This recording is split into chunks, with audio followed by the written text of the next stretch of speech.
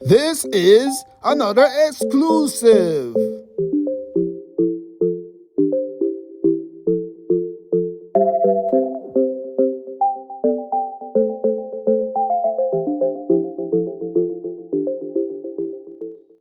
So she's not involved in the horses. She's the only boy that was smart. All the boys into horses. Well, all of us in. The next one jump out and gone as the chef. So there's one chef and all the others are horse people like me. Can I ask you how long you've been around the horses?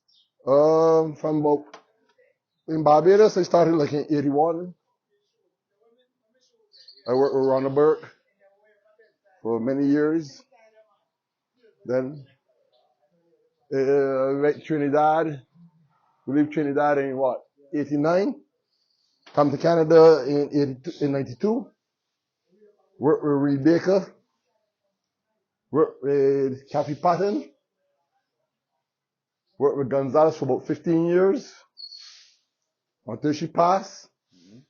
And worked with Roger for the last couple of years. What was the experience like in Trinidad? Oh, it was nice.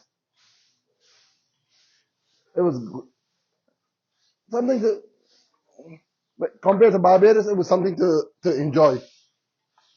What's You know, sorry? you had the scenery of going to 3 different tracks instead of just one. You know, like in Barbados, there's only one track. Everything is there. In Trinidad, you get to change after a couple of months. You run in Port of Spain.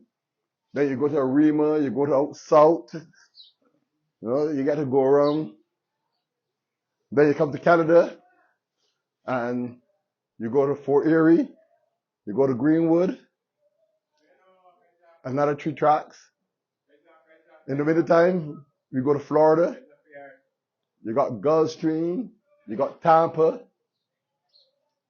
You got to travel, you know, and then after you break away, you go up to Kentucky, you go to church to Keelan, Churchill, then you go a little further now, you go to Washington, where you get to like Laurel, Pimlico. Then you come down to New York, where you go to Aqueduct, then Belmont, then Saratoga, and then back to Canada.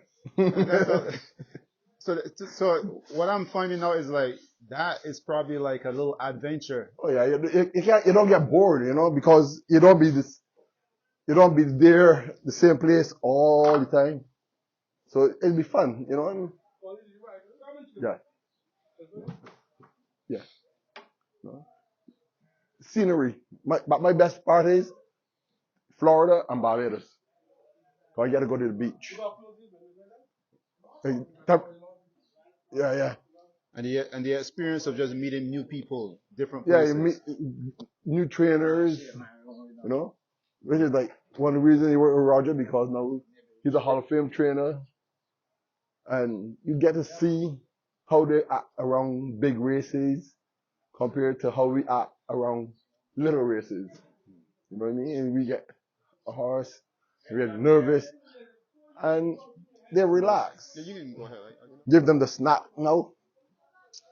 But before, I'm going to shut this window and this window. Avoid the rain from coming in and letting the stuff. So I mean, I'm always curious about Roger because Roger is a veteran and he's also a Hall of Famer. And Yeah. I mean, is there tips that he always drop little nuggets to you guys as you go along? Well, I work with Roger with horses, and I work with Roger outside of horses when I'm in Florida. And also this guy, he works he works with Roger outside the horses also. This guy right here? Yeah, Yes, he's sir. he's Trini, right? But I mean, when you work with Roger, for old guy, he can't sit steady. I mean, he's a you'll never believe that he's that kind of age, the way he works. You know what I mean? And that's something that really inspired to see how a man that's 87 works, you know? What did you say? 80 what? 87. 87? I think it's 87 years. Well, the last time I thought it was 82, which was like a year ago or so. So Ramon, Roger's what, 80 what? Or 84. Okay, all right. I know he saw me in 80s. But he worked like a 30-year-old. If you ever see him work, he works like a 30-year-old. I guess after you pass 80 years old, you really don't. It don't really count no more. You just kind of say, okay, 80 something. Seriously, I just be admiring the way he works, man. He ain't got no off button. It's go, go, go, go, go, go. And he still gets on top of horses. Oh yeah, he still get on the pony. What about you? Don't you ever get tired? Because I see you're doing double shifts, double duties. Man, you know, to be honest with you, I'm a person that gets up so early from the time I was young that if I don't get up early, I don't feel good. Even on my day off, I still get up early. You know what I mean? So I gotta find something to do that works with the early shifts. I go to sleep, get up early, go to sleep late. Spend Wednesdays and Fridays and Sundays. When I finish work here in the evening, we go play dominoes till about 2 o'clock in the morning. You know what I mean? You gotta find something to do. I want you to drop me a little nugget here because it's important that you feed these horses and feed them well. But for a guy getting up so early, how important is it for you to get your good, healthy breakfast? Well, you see, my first breakfast is about 3 o'clock in the morning. And my second one is be about 7:30. What consists of that breakfast? What's in that breakfast? Well, for me, the breakfast is not really thing. After I done work, them to be like give me snacks. My food after I done work here about 10, 11, depends on what day it is. There's another Bajan guy here too, you know. He's Jamaican. No, he's Barbadian. You know, the breakfast part is be normally nice and light bread, drink something hot to break the ear, right? But after that, you done do all that, and you go home now and sit down and have a nice meal. That's what it's all about. You know, some oats. How many hours do you really get to rest? Like, I don't know. seriously. I don't know. Because at home there must be some kind of work for you too. Home, I don't work, boy. I work on TV. When I get home, all I watch is the TV or television, as people call it. We work for a little while and then simmer down after that. I got a couple more questions. Racing at Woodbine right now, is it more exciting as the years go on as you being behind the gate, or is it pretty much the same thing because same things in? No, we lost a lot of the excitement. Lost a lot of the excitement. Is it pandemic? No. Nah. It's no. To be honest with you, I've seen it here and I've seen it at home, back in Barbados.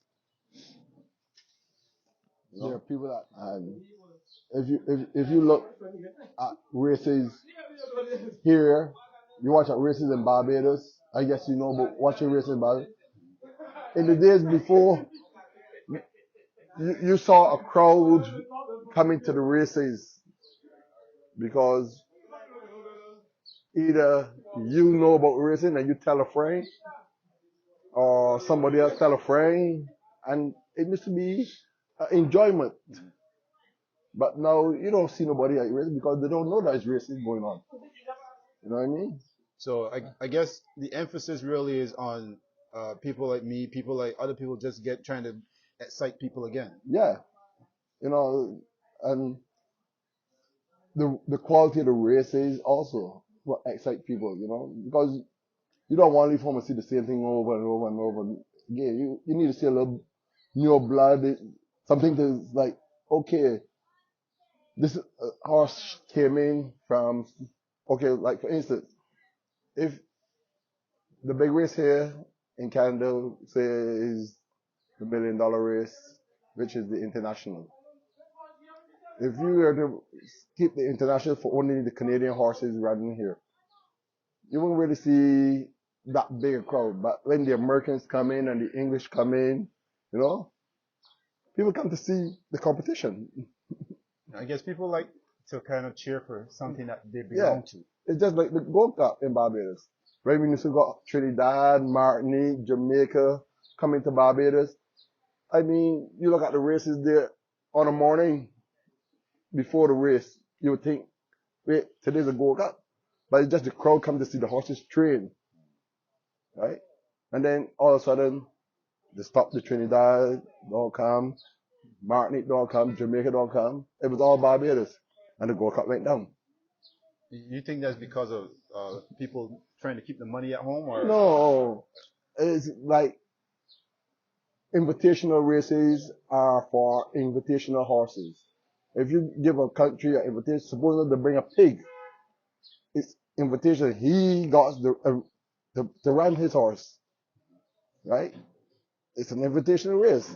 If I said, okay, Martinique has, and the best of Martinique horse can't beat the worst of Barbados horse. That's not a thing to do with us. You got an invitational race. He's allowed to come in, right? So all races went down in Barbados till Melnick stopped, till Ramsey brought back in one horse, and he won, and then he liked it, and he brought back in two the next year, and he win again, and he's like, this is good. no? I see that like some of the other Barbadian trainers that train abroad are starting to come back. Precisely, because that's what, and the crowd started coming. This is the best Gold Cup we had in a long time this year. Because the crowd likes to see new stock. You know, everybody likes to see new stock. You know what I mean? You don't want to come every week. You come and you see the same exact horses running against one another. Yeah, actually, a guy from Barbados told me the same You know, thing. it's not. It was like watching Ben Johnson running against the same group all the time. You don't know who's going to win. Ben Johnson. Okay, so how important is it then that the people involved in racing not only get the people that's already involved in racing, but the other people involved? Like, what can they do? Well, they can do two things. One is like what they used to be before, where you put up a little ad through one of the most popular radio stations. You put up an ad through one of the most popular TV shows. You know, come see such and such a race on such and such a day. You know, a person watching the picture might, oh, there's races here. You know, and plus, like, depends on where you are. If you're in Barbados, you know, tourist season is in a peak between the winter season. Advertise, you know, let the tourists know, well, we can have races these days. So, like, when they're coming on the tour ship, and they're like, okay, because a lot of tourists like to watch the horse racing. That's right. You know what I mean? Advertise on the tourist ship, the airport, something that people know when they come in, oh, we have races. It will start to expand again, especially in the winter time when people come down there. There's no cricket going on. Those tourists is going to look for something else to do besides the beach. Yeah, and we got lakes now in Barbados because we can actually run races late in the afternoon, so the people get a chance to go on the beach, have a little time on the beach, and then come to the races. You know what I mean? In Barbados, they're saying one of the issues is not enough horses. Well, you see, the thing about that there, I don't know if the British stock went down in Barbados, and a lot of people are not going to spend X amount of money to bring horses like before to Barbados because it's a business now more than a sport. Before it was a sport. So back in my younger days, we had Davises bringing in horses. We had Ronnie Jones bringing in horses. I mean, we had the Martinique horses coming in. We had the Jamaican horses coming in. People go there and buy those horses. And was it was like every 2 weeks we'd be running races. You know what I mean? And the track was a pretty good size because I remember when we used to go 5.5 and 5 furlongs, we used to got 16 horses running. Right now, you can't even run 12 horses going 5 or 5.5. You know what I mean? Eh? So, what happened? Did the track get smaller? What went wrong there? It's interesting because they're saying the same thing in North America as well. Now, what's going on with the horses? Is it people not paying attention, or is it something different happening? Well, you see, when the casino came in, the purses went up. And it was like, if you were working for, say, $1,000 a week, and for some reason things went wrong, where you no longer work for $600 doing the same work, but you can go across the pond or across the border and get back that same $1,000. Where would you go? Across the port. So, Across the pond, so sure. that's exactly what happened, right?